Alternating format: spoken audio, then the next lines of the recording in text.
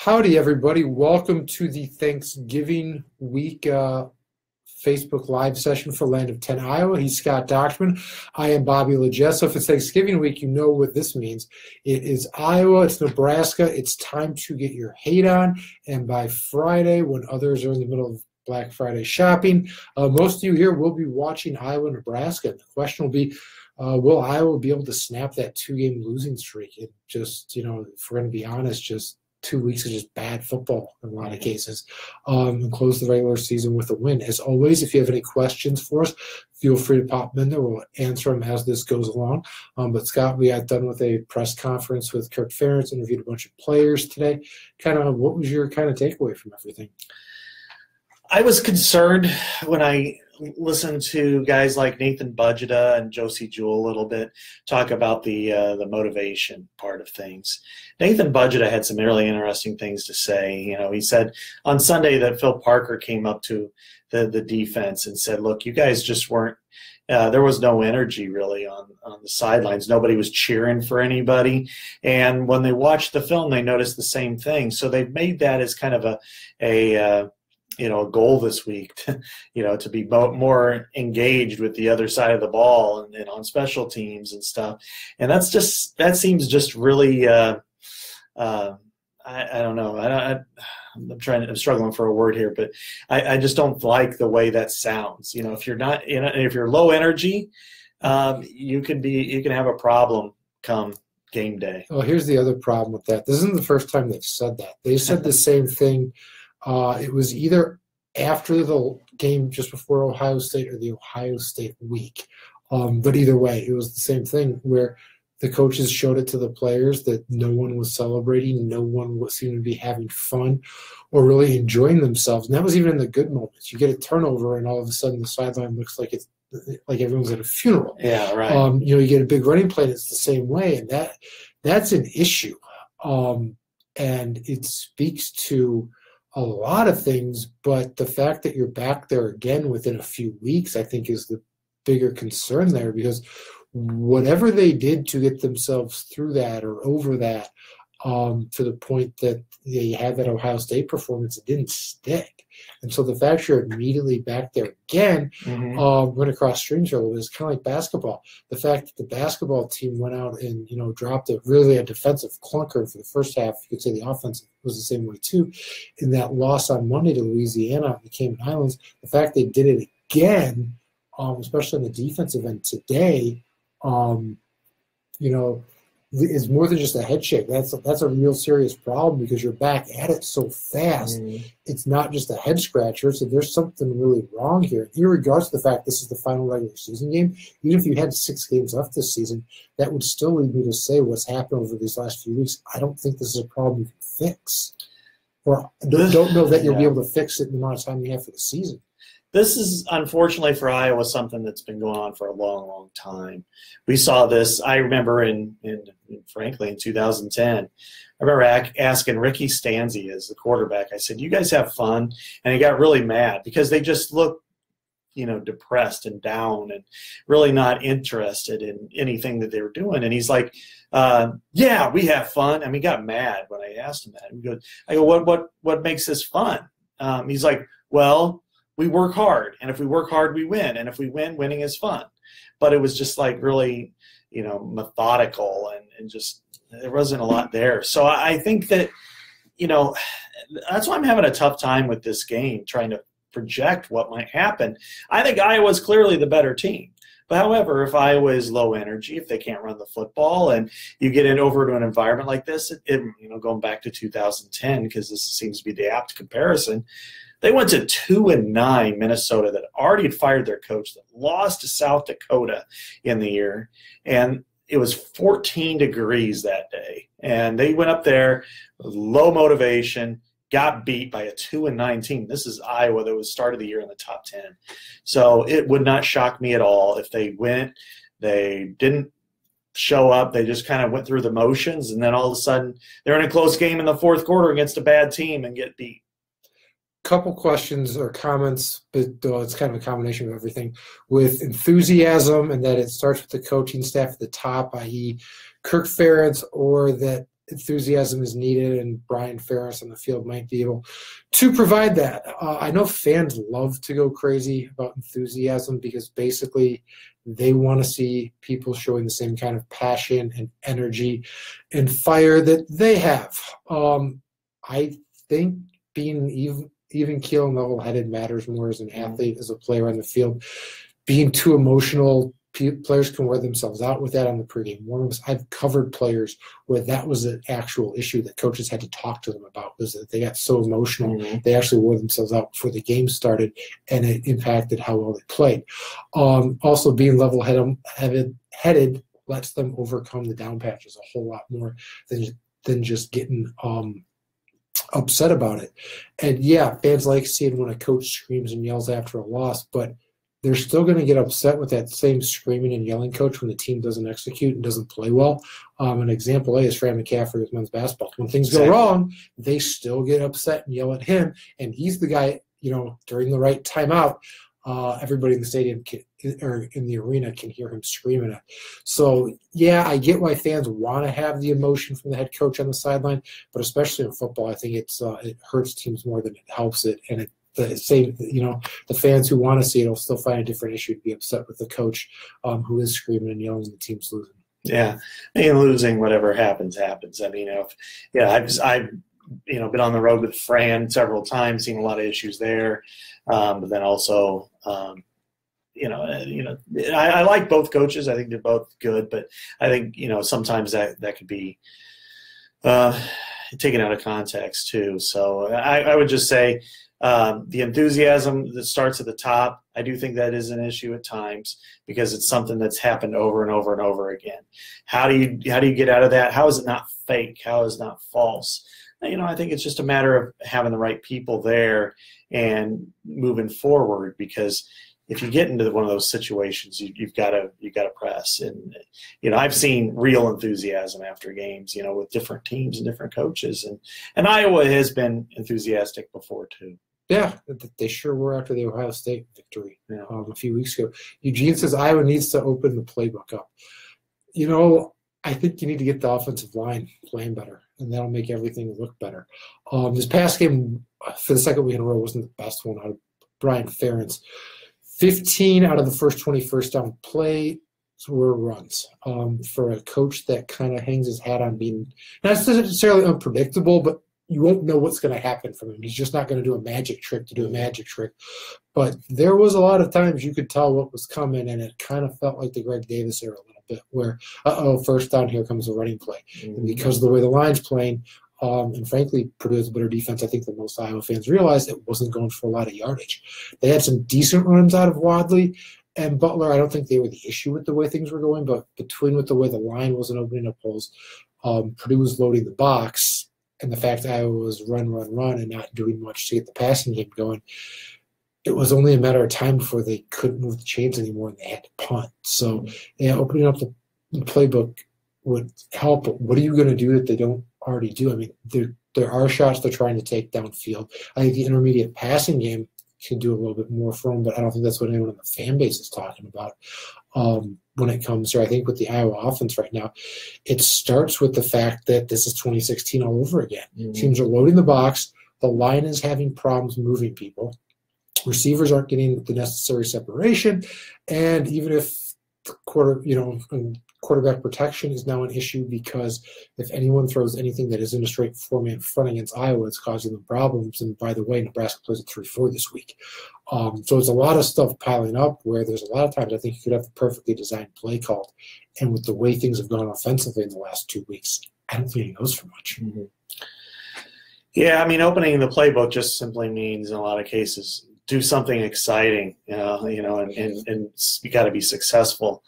Throw a long bomb and connect, not overthrow it. And I know Hayden had his wrinkles and stuff, but those teams also were heavy run teams that were successful running the football and then great on defense too. That gets lost in the shuffle a little bit.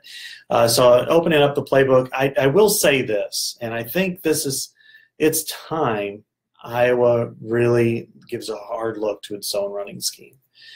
It's not getting the results it once did. And I don't know if it's just because they're tipping it too easily. If I think with more athletic defenders, the 3-4 or defenses like you saw with Purdue, they're knifing the gaps. And if Iowa doesn't have the guys, then you're going to get that thing stopped right at the bat. So I do think they needed to. I'm not saying they need to switch to a gap style, be what Wisconsin or Michigan is, but I think it's something they need to look at, because right now it's not paying off. I mean, they're one of the 108th, 109th in the country in rushing, and this is Iowa. It's a number you never expected to have with this team. I'm not willing to go that far with it yet and go with that, because part of this comes back to the fact I think this offensive line would look a whole lot different if they didn't lose both of their returning offensive tackles. And, yeah, injuries are something you have to find a way to play through. And I think the bigger issue with Iowa is they had to turn to 2 freshmen. I think that's a bigger indictment of what they've done at the offensive line recruiting-wise in the last several recruiting cycles, that if you lose your senior tackles, your only options, and I mean only, are 2 freshmen. Alaric Jackson, entering the season, looked like somebody who Iowa had a lot of promise in long-term, and Tristan was somebody with the same way, but you didn't want to have to see on the field. But the fact there was no one else you could turn to for either of those spots, I think says more about the state of things than that. And maybe if you have you don't have the injuries, or you have a little bit better of a developmental process there, it's not, the question doesn't become the scheme as much. And so I think you might be a year away from that, but also at the same time, if you're dealing with the same issue again next September, you've got a long part of the football season to go through, and you don't have an answer to it that you could have changed in the offseason. That's going to be a hard question, I think, for Kirk Ferentz, Brian Ferentz, Tim Polasek to figure out, and they're going to need the right answer on that one for this winter to getting them into spring ball, because another year of them with an offense like this, whether you want to talk about the rushing scheme, the inability to run the ball, the inability for receivers to get consistently open, just flat out can't happen. My easy analysis on the offense right now, player for player, is I think Nathan Stanley is an ascending quarterback who's going to be very, very good if Iowa can have the complementary pieces around him. I think their tight ends are excellent. I think their running backs could be very good if they had a little space to work with. I think their wide receivers are at the low end, and they're struggling quite a bit. And I think they got a patchwork offensive line. I still think they have enough pieces where they should be better than what they are. I think running the ball, instead of being 109th or whatever they are in the country, I think they should be 60.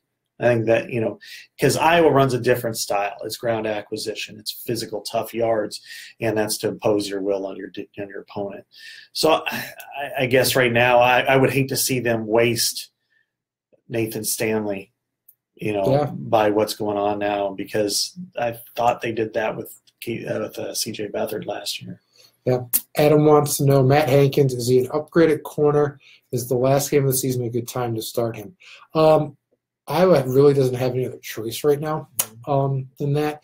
And if he was an immediate upgrade, I think you would have seen him starting weeks earlier. You got to remember, the reason they went to him was because Manny Rugumva got torched on 3 consecutive plays. The Michael Olumuyiwa got torched on a vertical route as well. Last week with Purdue, and 6 plays, 5 passes to the non-Josh Jackson cornerback, and one of them was a touchdown to Matt Hankins. That's why he got on the field. He wasn't the first guy they turned to. He was the second. I mean, Michael only got 1 play, and then they pulled him after that. So they kind of turned to him out of desperation. Now, that said, he was the one that plugged the hole. The next series after the second touchdown, they tried to throw him again, incomplete pass. And Purdue wasn't able to have the same kind of result. So I think you do give him the first crack, because he was the one that at least made it, that it wasn't just, a huge, just Titanic-esque thing at that other cornerback spot over there. That said, I like him. I like his long-term ability, but I don't know if he's the guy, and Iowa needs him to be this game. I have a story that should be up in about 10 minutes on our website, Land of 10, pretty much talking about they need a big game out of him. Nebraska's better than Purdue at throwing the ball. They have 3 strong wide receivers. The cornerback Tanner Lee is top 300 yards in 2 of the last 3 games. They can beat you through the air. The one hole in this Iowa defense that's now been exposed, that's otherwise been really good all season, is now that second corner spot. Nebraska's going to come at them. They need Hankins to come up with a big game. Otherwise, you're going to see the same thing you saw out of Purdue, and it's throw to not Josh Jackson, throw to not Josh Jackson, and it doesn't matter who the guy is. They might run through guys. So they need a big game from Hankins. The game doesn't ride on his performance, but Nebraska's best, most likeliest, and easiest path to victory rides on them being able to expose him. Mm-hmm. So, and probably the safeties to go along with yes, it. yeah. So, Vicky mentions enthusiasm by the coaches. She misses Brian on the sidelines. Yeah, I mean, Brian's got a strong voice, but then again, sometimes it's a challenge. You want him to be more analytical because he's got to think ahead. He's got to remove some of that emotion. Tim Polasek's a very high energy guy, so I don't see that being quite the issue. I think some of that's got to be player generated. And, you know, one thing that Josie Jewell said today is if you're not getting enough plays to where you can get motivated, it's easy to get in that rut. So. Yeah, Vicky also brings up positive enthusiasm from the coaches, not negative. But that happens, and they don't have to be screamers or yellers or jumping around on the sideline or any of the kind of stuff that goes with that to be able to do that with kids. You know, from my experience, most kids, regardless of the sport, you can't even go to the pro level, would rather have a coach or somebody from management, whatever you want, you know, with the sport, whether it's pro or college, they want them to just have a conversation with them about that kind of stuff. They don't want them, you know, being, you know, rah-rah, almost like Will Ferrell from those old SNL cheerleader skits to get the point across. They'd rather have them just talk directly to them about it. So, you know, I'm just not somebody that ends up siding on the side of, you know, you need to show the emotion on the sideline. You might not like seeing Nate Stanley being a robot most of the time on the sideline and prefer when he celebrates, like after those Ohio State touchdowns. But him being a robot helps him get through some of those down patches a whole lot better. And it tends to be the case for most guys. So, yeah. Deborah says, I can hardly stand to listen to this. It's the coaches not doing their jobs. Coaching has a major role in this, no doubt about it. It had a major role in the win against Ohio State. It has had a major role in the losses the last 2 weeks. So I will give equal credit and blame to the coaching staff. They've had a major role in both parts. Yeah. Brody says, question about the offense. Why does it look so simple? The offense doesn't look any better than when it did in September. If he sees another audible hand up to the short side of the field, he's going to throw the remote again. First off about that, the audible stuff. I will say this, Nate Stanley's really good at trying to get them out of a play that's going to kill them. And recently it was that run to the short side of the field because that's where they had a numbers advantage. And so they're not running to the short side of the field to run to the short side of the field. The obsession with them doing that to the short side of the field, I think, kind of gets lost a little bit, or at least the direction of the anger, I think, is put the wrong way because they're doing it to try to get the best possible play they can out of what they're lined up in.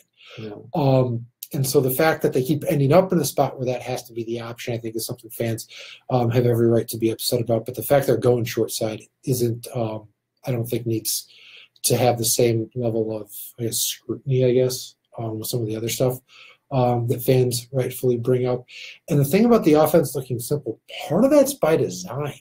You don't need to have a complex offense to score points. And my proof of that is virtually every offense you see in the Big 12 and Pac-12.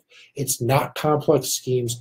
It's simple formations. You might have the same people lining up in different variations, which is what they want with this group and this stuff. But it's simple reads, simple plays that either expose people in space or make someone have to make a read off of only solely one person. And Iowa's got some of that stuff in here. The struggles, I don't think, are tied to the fact that it's necessarily simple as much as teams know they can just load the box and that ends it. Because the first half of the year, the offense didn't look that bad. There was issues, but they looked like they were slowly gaining momentum and were improving. And then you've gotten to these last couple of weeks where, you could probably say the last 4 or 5 weeks throughout the Ohio State game, and it's just been a slog. Mm-hmm. I would say that the wide receivers are a major problem. I mean, the drop passes, and sometimes the inability to create separation. I don't understand why people have to, why there can't be more receivers in there. play. They took red shirts off Brandon Smith and Max Cooper. Get them in the game and let them play a little bit. Same thing with, Devontae Young's a sophomore and Adrian Falconer is a junior. They both were the two holdovers in the spring. And I understand if they're not better, don't play them. But at some point, the drops have just killed this team in so many different areas. And that's not the only reason, but it's a major factor. When it's, 3rd and 5 and it's a 6-yard route, you drop the pass, you got to punt. And then the punting game to go along with it is even more of a Which is why Michael says just go for it on 4th down. You have nothing to lose. I think a good portion of the fan base is probably with you on that. The punting has just been head scratcher this entire season for position. Iowa usually is in a good spot on, especially for a coach that loves to play the field position game like Ferentz does. That's just weird. And, we have Josh Burnett receivers have to catch the ball, and Jason says, where's the attack mode they preached about? I think that goes back to the wide receivers a little bit. When you have guys dropping passes, when they're open, it's hard to attack. It's hard to move the ball. And it's the same thing with guys in the struggles to get open the last couple of weeks. And honestly, for Matt Vandenberg, that's been a struggle for most of the season. He just, he hasn't been the same receiver he was a year ago. And, a guy coming off 2 foot injuries, that happens. I mean, there's nothing you can really do about that. Sometimes injuries kind of sap some of the athleticism from players, or in some injuries, it takes them like 2 years to get back to their old self. And in his case, he only had 1. So that wasn't really much of an option there. But part of the issue with that attack mode goes back to the receivers and what is and necessarily isn't there with their performance or their ability to get open. And that goes back to attrition at that position. From the 2013 to 16 classes, they had 10 wide receivers, only 3 of which are still on the team. Only 1's playing. That's Matt Vandenberg. Falconer and Young are not, and the rest have left. That shows up at wide receiver. Yeah. So if Iowa could keep this class together that's currently a freshman that are playing, maybe in 2 years they'll be really good. But right now, all that attrition is residue, and why the offense has struggled. Yeah, David says they need to throw out the playbook, do something differently. Throw it someone first, not run. Yeah, the run this past week was bad. It hasn't been the case the whole season. Yeah. And they have had success in pass games, and they were looking to throw it early. So I would have been interested if we could have had a chance to talk to Brian Ferentz this week on why the game plan was so run heavy with Purdue, either what they saw, what sent them there, because that for them that was an outlier this year. In years past that wasn't the case, but for this year that was. And they need to protect better, and it's kind of hard to protect, but for the coaches to scheme ways to protect better when the Lions just can't get it done up front for the most part, especially on the edge. One thing I've noticed with Brian is an overcompensation a lot of times, an overcorrection. Against Wisconsin, for instance, they'd get really nice runs on 1st down. They'd run for 3 or 4 yards, which if you're at 7, even 2nd and 7, which isn't awesome, it's a decent position. 2nd and 6 is good. And then they would pass, and punt. There were a lot of times where they could have ran again and gotten 3 or 4 more yards and really started to build a drive. So this week it's like, okay, well, that's what we did last week. Let's do it this way this week. Well, it's a different team. So I think there's overcorrecting almost each and every week, and that's what you get with a new offensive coordinator at times, but that doesn't make anybody feel better. Yeah. Bunch of questions on here on drop passes, other receiving options, and Matt Quarles. It's been weeks since we had anybody bring him up. All I can tell you with Matt is he obviously isn't moving up the depth chart enough to earn playing time. And now that is tough to do at Iowa in season, so that's another kind of factor with that. But you also aren't seeing much of Brandon Smith or Max Cooper, who I know you talked about earlier. And my guess is they're not making enough plays in practice to vault over anybody else for playing time. But in some cases, you're kind of getting to the point where it might not be a bad idea to see what they can do or someone else can do. Because especially in the case of Max Cooper, he kind of wasted his freshman season. Yeah, totally. I don't know the total number of snaps he has, but it's not a lot at wide receiver.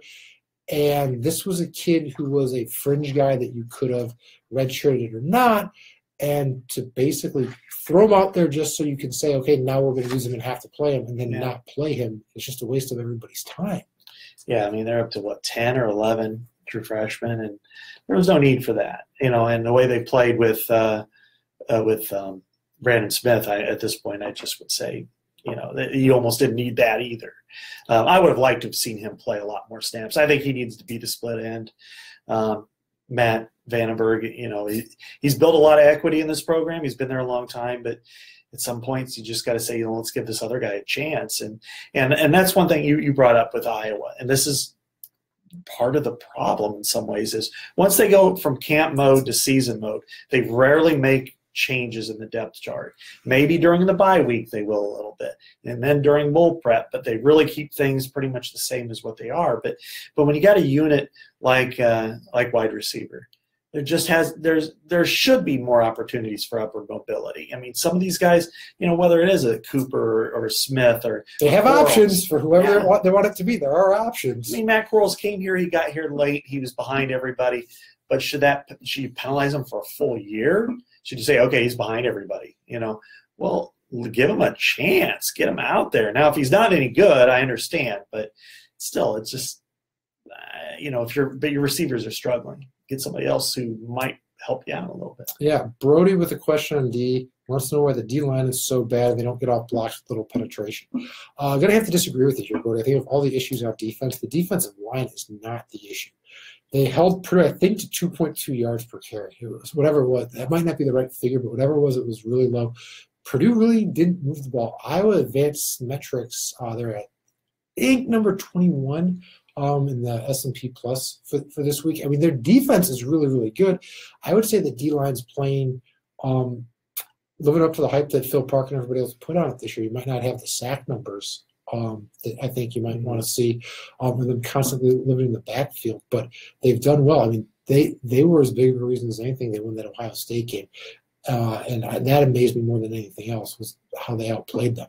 I don't think the D-line is really the issue there. I think of all the position groups, I might grade them out the best just off the top of my head from a consistency standpoint for the entire season. Yeah, I agree. I think that they've done a pretty good job for the most part, and have actually gotten better as the season's progressed. So Wayne mentions that Hankins looked fine as the third replacement. He did. Yeah, the question is, can he do it now for a full 60 minutes? All right, Richie, my former college roommate, longtime friend, handled Ohio State, so have good enough athletes to open up the offense. This is not a run-first team, a pass-first team that sets up the run game like you did against Ohio State, the end of the Iowa State game, and the end of the Penn State game, but Kirk refuses to commit to another style.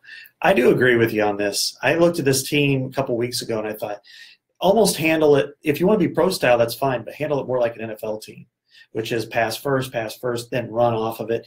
Continue to have that same approach, but pass first. And because but the problem again comes back to wide receiver is, can guys make catches? And if they can, then go that route until the offensive line can kind of catch up. Part of me thinks that's what Brian actually wants to do. I remember sitting at the press conference where he got announced as a new OC, and everybody was asking him questions, and he talked about things, and he sounded like an NFL offensive coordinator there, and that's become a league for the most part where they pass first, and then run to win the game and run down the clock later. And, what you saw early when the receivers were getting open, that's what they were doing. I mean, they were taking shots downfield left and right the first half of the season, and it's kind of dialed back a little bit now, and that's tied into what's going on with the play of the receivers. This week, I honestly don't know why they went so run first. It's really odd. That Purdue secondary wasn't the Wisconsin secondary, where you could have guessed it was going to be hard to throw on them, but you also would have guessed it would have been hard to run on Wisconsin. That I just don't know. I don't know how much of it is Kirk's refusal to commit to another style, but I know part of it is you are going to have to run, and you are going to have to run zone scheme with Kirk, but they seem to be close to finding a way to making that work mid-season, and then it just went and just blew up the last couple of weeks. So, yeah. One of the issues with Kirk we've discovered over the years is he's got so much institutional memory. It's kind of interesting, almost the history of the game. But the problem is that he brings up some things that it's way in the past. Like the reason why they don't go nickel very much is because back in 2000, when they played Northwestern, they decided, let's keep our linebackers on the field rather than go to a nickel when Northwestern was really good. And they upset Northwestern. So therefore, that's been the scheme since 2000. And that can't work long term. Like you were able this year to go from the Raider package to a 4 defensive lineman package because you had enough pass rushers to do it. But if you do the Raider package with you can do that with like 5 DBs or more. You can do 40 linemen with 5 DBs or more.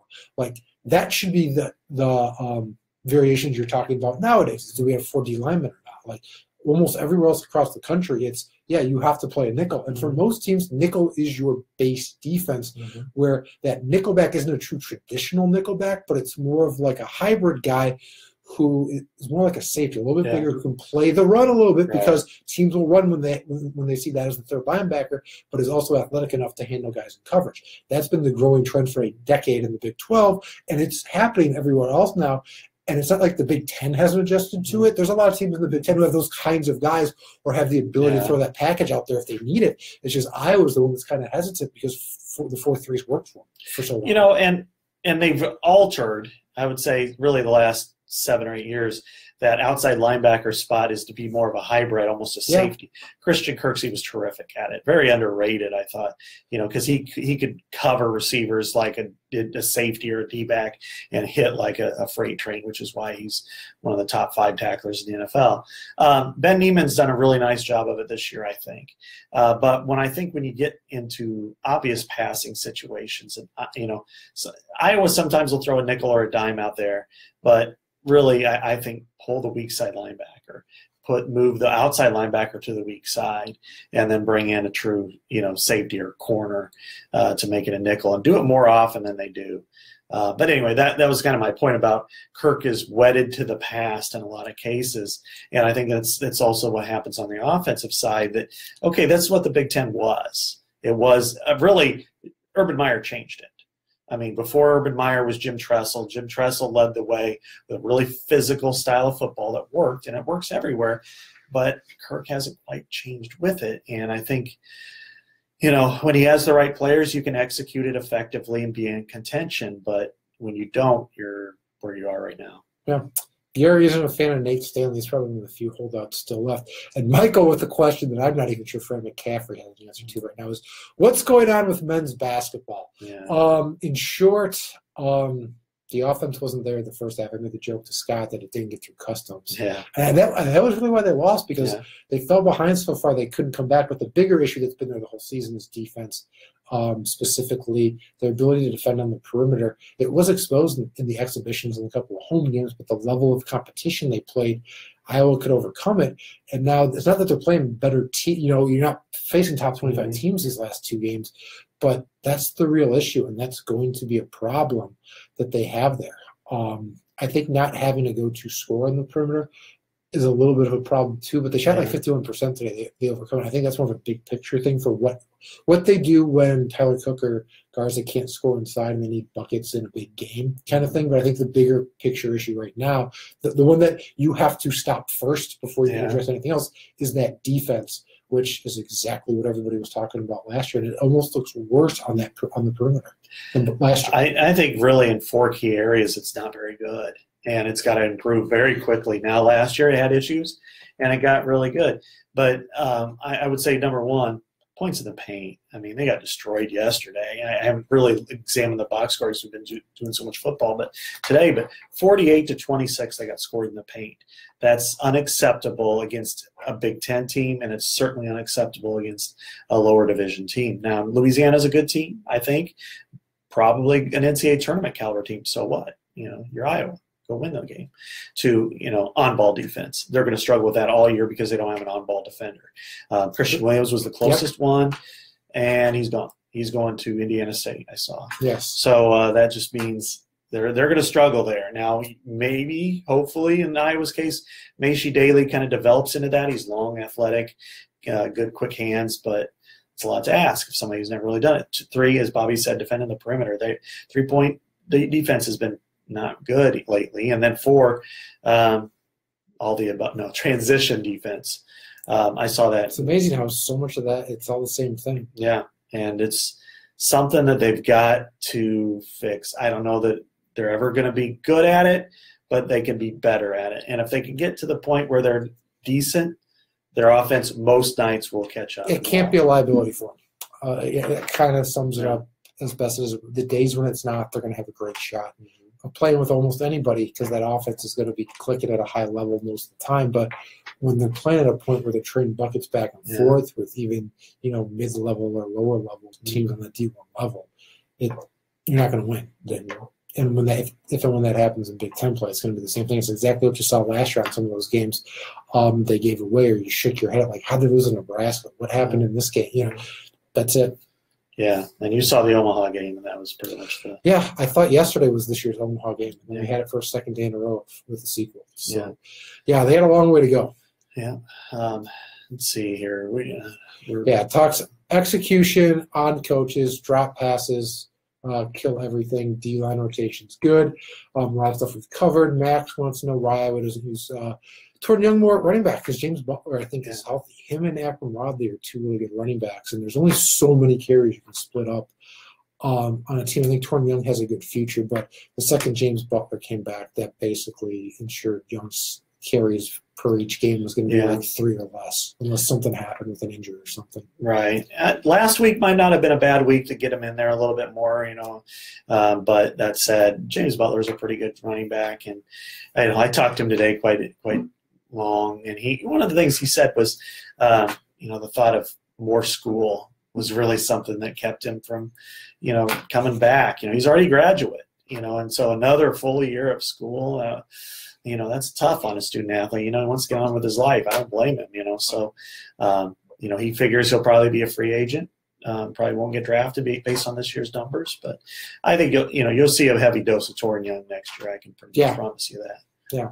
Eric brings up I don't even know, it's not an age-old debate, but it's an age-old comment that decent wide receivers don't want to come to Iowa just to display how great of blockers they are. If Brian Ferentz starts passing like he did earlier in the year, I think that would start to go away a little bit more. But it's kind of a circle in the egg the last couple of years. Are they not doing well as receivers because of their offense and how they recruit, or is it because of the players they recruit, which then leads to the offense being how it is and then no one else wanting to come here? Yeah. So, to stop any part of the cycle, they just need someone to have production.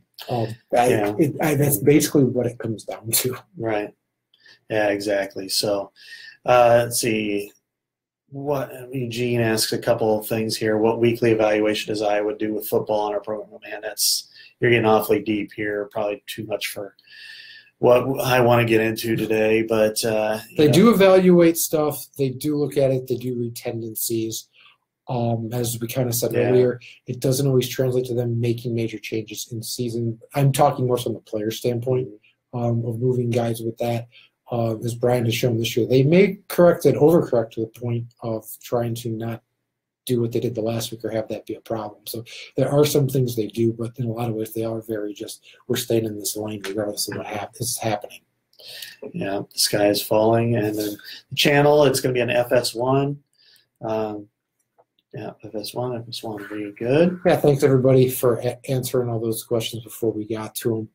For Pam, if you have any final questions, be sure to drop them in right now. I don't know, we covered a lot of stuff here, Scott. Any other final thoughts or anything else? No, everybody just have a great Thanksgiving. I hope you enjoy your day, and hope you enjoy Friday. Yeah, enjoy the turkey. We'll be back to chat with you on Friday before the Black Friday showdown for the Heroes Trophy. All right, thanks everybody for taking part. Bye.